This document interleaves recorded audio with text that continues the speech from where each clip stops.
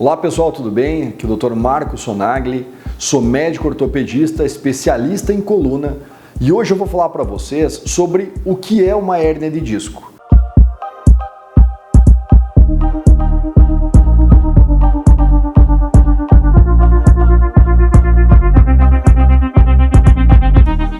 Então, primeiro de tudo, a gente tem que entender o que é o disco. Então, o disco nada mais é do que uma cartilagem que separa os ossos e ele tem a função tanto de amortecimento quanto de movimento dentro da coluna. Essa é a função básica do disco vertebral. Então, o disco vertebral, além da função de amortecimento e de movimento, esse disco ele tem duas áreas. São áreas internas e área externa. Então o disco tem o que a gente chama de anel fibroso na sua periferia e a gente tem por dentro o chamado núcleo pulposo. Esse núcleo é muito hidratado ao longo da nossa vida e o anel ele é chamado de anel fibroso porque ele tem várias fibras concêntricas que seguram o núcleo lá dentro.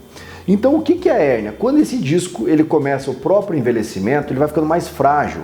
E se eu faço uma carga, uma força excessiva na minha coluna, eu posso fazer uma ruptura das fibras do anel e depois dessa ruptura, o que acontece? O núcleo começa a tentar atravessar as fibras do anel, romper elas, extravasar com compressão do nervo, que é essa estrutura em amarelo que a gente tem. Então isso é o nervo que vai sair da coluna e vai lá para a perna. Então o que a gente vê aqui é uma hérnia de disco extrusa, quando o núcleo extravasou, foi para a parte de fora e acabou comprimindo a raiz nervosa. Cada raiz nervosa, cada nervo, ele manda um comando específico para a perna. Na região lombar baixa, as raízes nervosas elas saem, elas se transformam no nervo ciático, geram o nervo ciático, que é um nervo muito grosso que passa por trás da perna, e depois ele vai re-ramificar lá na perna. Cada nervo tem uma função específica. Então o nervo ele vai funcionar para mandar o comando de força para a perna, de sensibilidade e de reflexo. Além disso, ele vai mandar o comando de dor.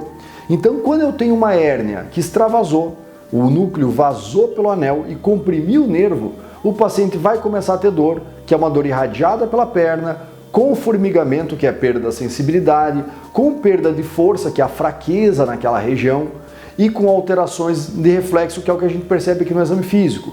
Além disso, o paciente vai ter muita dor irradiada, que é a dor lá para a perna ou a famosa dor do nervo ciático.